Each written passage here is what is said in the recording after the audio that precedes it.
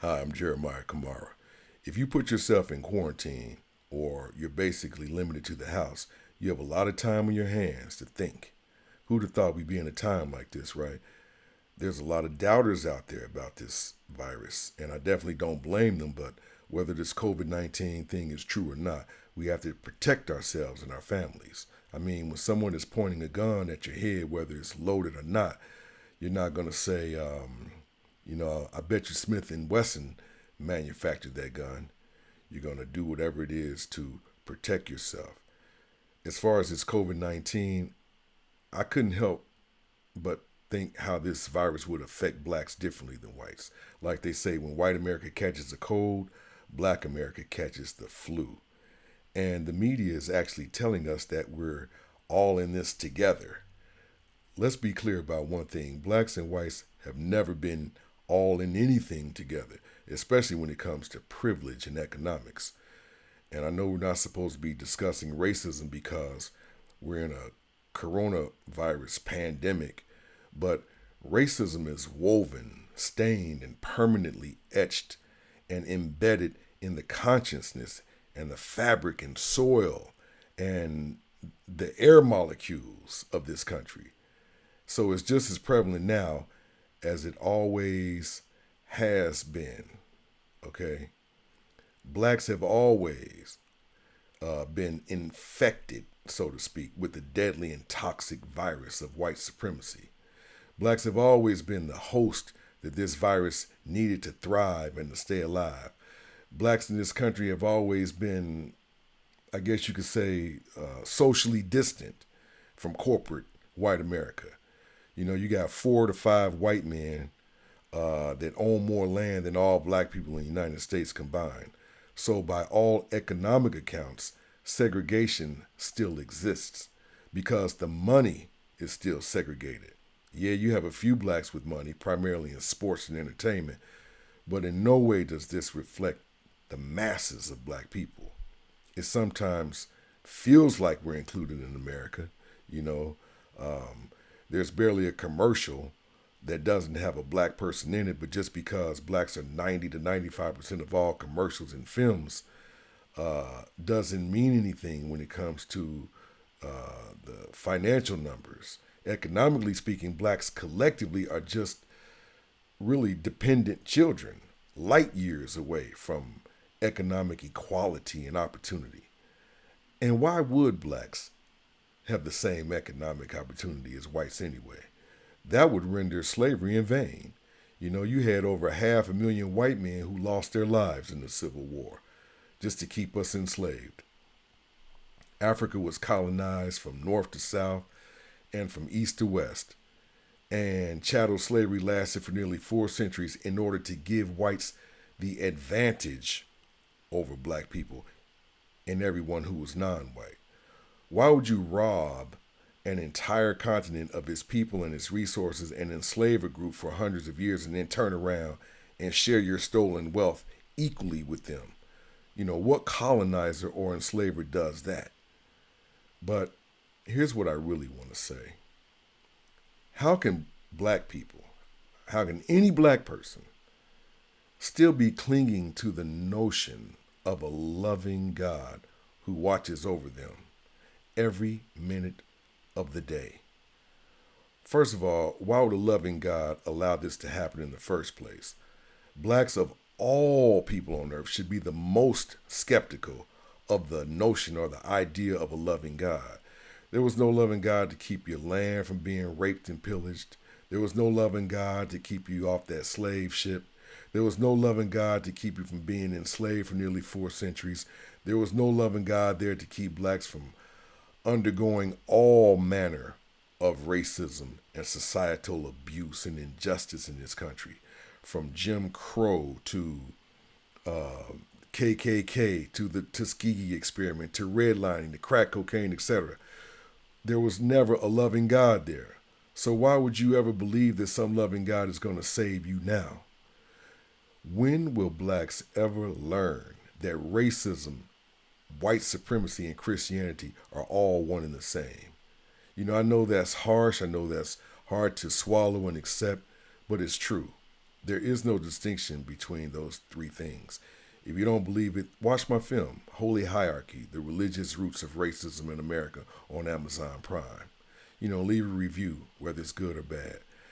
So, I know there are many blacks who say, well, I don't call him God, or Jesus. Okay, whatever. You call him Yahweh or Jehovah or Yeshua or something else. But you too are in the same boat as all other black people. Just imagine that. Your God actually has a name. Think about that. Your God has a name predicated upon an alphabet created by humans. Those gods didn't keep your ancestors off that slave ship either. You have no special exemptions or fringe benefits either. You're out here struggling and wearing a mask too. I've seen so many social media prayers and prayer chain letters and faith posts by black folks that are just nothing short of slave-like superstition. It is impossible to distinguish religion from superstition. Black people, please listen carefully, because we're on the bottom of the food chain in society. So all the bad stuff will always trickle down to us. But please remember this. Every problem has a solution. And we're talented and creative enough to find the solutions that fit our circumstances. But we're not using our brains enough to do it. Yeah, racism is a factor. That's a given. But we have to be accountable for our own actions too. The main problem is we're on our knees too damn much. The solution is not in a church that just continues to rob us of our precious time. It robs us of our precious money. We have nothing to show. For the billions of dollars that we poured into the church, we have nothing to show for it. It robs us from being the intelligent person that we're capable of being. Belief is not knowledge. It just means that you have accepted what someone has told you. Now, I know that grandma and grandpa and them, they told us about this, but we have to evolve, okay? They would want us to be better and to evolve. It's crazy if they could see us now still doing the same thing that they were doing 200 years ago. Listen, if white folks want to believe in some fantasy-based God who had a son, who could walk on water and raise himself from the dead and a host of other crazy and fanatical things, that is their privilege. They're on top of the food chain in society. If they fall, society is much more likely to catch them. If they want to believe in a God and a Jesus, they can do that. They're the ones who created this fantasy God in the first place so they could conquer and colonize the world. The slave master gave it to you to make his plantation run smoother, and we're still believing it. But hear me very carefully.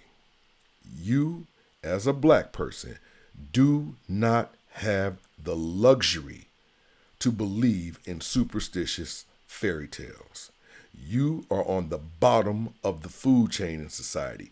You have to think your way out of this problem. You can't pray your way out of a problem. We have to use logic, reason, and brain power to get off the bottom in society. This ain't for us. We ought to know this by now. No one prays more than us. We've always caught hell. But no one prays more than us. We're still catching hell, and we'll continue to catch hell unless we let this crazy stuff go. Like they say, if you keep doing the same thing over and over and are expecting a different result, you're clinically insane. And that's exactly what religion has done to black people. It has made us clinically insane. We are brainwashed to the umpth degree. Now, this Christianity, this religion, it worked psychologically for blacks in the past to help them accept their condition as a slave by keeping them hopeful that one day they would get to heaven, which is also a big fairy tale. But we're no longer in those physical times, but we still are mentally in those times. The belief that some sky daddy is going to save you from anything or come back and get you, it's not for you, okay? That's not your story. So start thinking and stop believing. Start using your brain, because right now we can clearly see where our place is on the food chain in society. So when this corona thing is under control, keep your Sundays to yourself from now on. Keep your money to yourself. Pay yourself first. That's the first law of financial wealth. Get your brain back so we can move up on the food chain in the world. If we don't do this, we're going to continue to be eaten. Okay? So that's all I want to say. I'm Jeremiah Camara, and I'll see you next time.